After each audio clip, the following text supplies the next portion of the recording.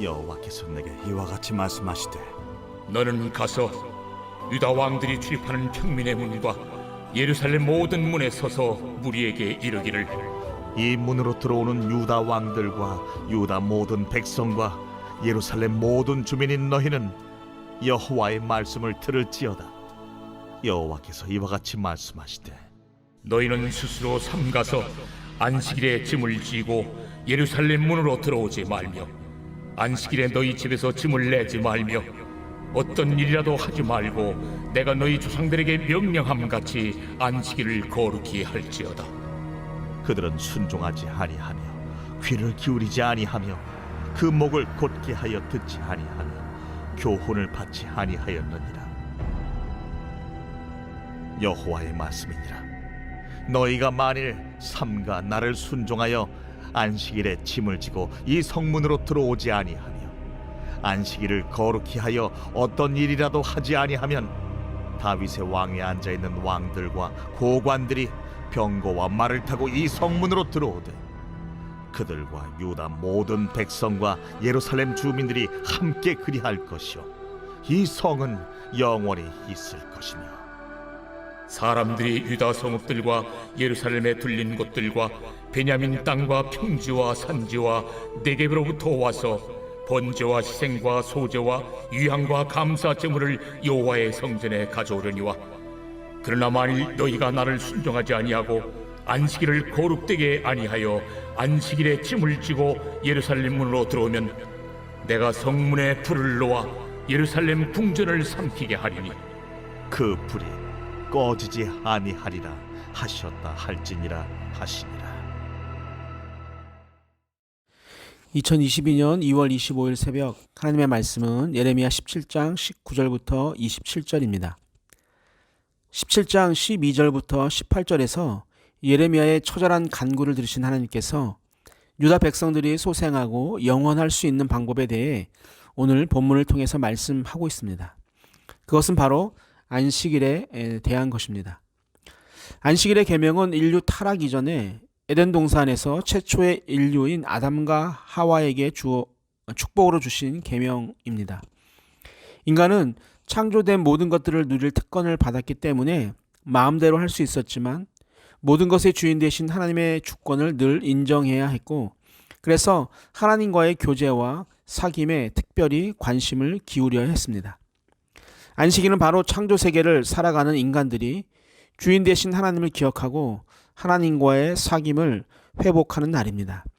이를 통해 우리의 영과 육은 참된 안식을 누리게 되는 것이고요. 그렇기 때문에 안식일을 범하는 것은 우리 신앙에 엄청난 악영향을 미치게 됩니다.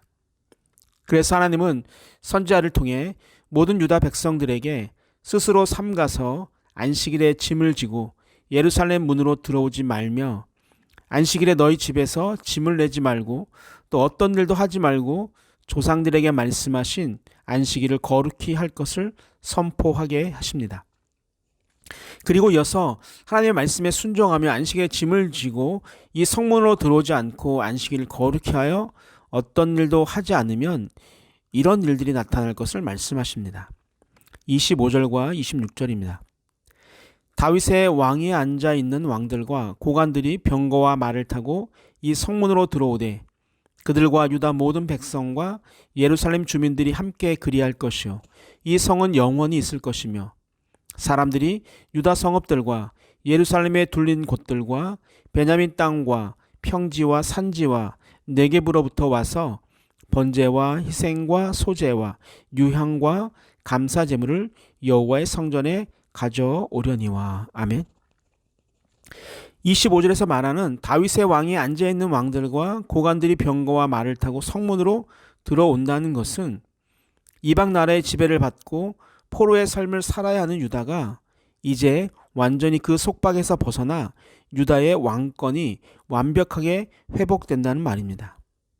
또 성은 영원히 있을 것이란 말 또한 다 무너져 이방인들의 침략에 아무런 대비를 하지 못했지만 말씀에 순종하고 안식일을 거룩히 지키게 되면 이방인의 침입으로부터 견고하게 지켜줄 수 있도록 예루살렘과 유다의 성들이 회복된다는 말입니다. 26절에서 말하는 사람들이 유다 성읍들로 와서 번제와 희생과 소제와 유향과 감사 제물을 여호와의 성전에 가져온다는 것은 거룩한 여호와의 성전을 물건을 매매하는 장소로 전락시켰던 죄를 회개하고 또 여호와를 예배하는 곳, 하나님의 계신 곳으로서의 본래 모습으로 회복된다는 말입니다. 이 말은 결국은 하나님의 축복이 유다 땅에 임한다는 말씀입니다. 순종과 안식일을 거룩히 지킬 때 우리의 삶의 모든 것이 회복된다는 말씀입니다. 물론 안식일을 거룩하게 지키는 것이 쉽지 않습니다. 그러나 우리는 그런 삶을 살아야 하는 하나님의 백성입니다. 예전에 우리는 그 거룩이라는 단어를 온종일이라는 단어로 해석을 하기도 했습니다. 그래서 주일 밤 12시가 넘기 전에는 책을 펴서 공부도 하지 않았고 음식을 사 먹는 것도 금하곤 했습니다. 지금은 공부를 하지 않는 행위와 음식을 사 먹지 않는 행위를 거룩한 것이라고 생각하는 분들은 많지 않을 것입니다. 그러나 저는 그런 행위에 초점을 두고 그런 행위를 해야만 거룩하다고 말하는 것은 잘못되었다라고 말하기보다는 그런 행위를 할 수 있을 만한 그 마음의 거룩함에 초점을 두어야 한다고 생각합니다. 지금도 마찬가지입니다. 섬기는 교회의 모든 예배를 드리는 것은 매우 중요합니다. 그러나 많은 예배를 드려도 집중하지 못하고 삶에 적용하지 못하는 예배보다는 한 번의 예배를 드려도 얼마나 간절함으로 예배를 드리고 하나님과 소통하려고 노력하는지가 더욱 중요합니다. 그래서 우리가 예전처럼 행동하지 않는다고 우리의 진심이 사라지거나 작아졌다고 생각하지 않습니다. 삶을 대하는 태도가 얼마나 하나님의 마음에 합당하게 살려고 노력하는지가 더 중요합니다.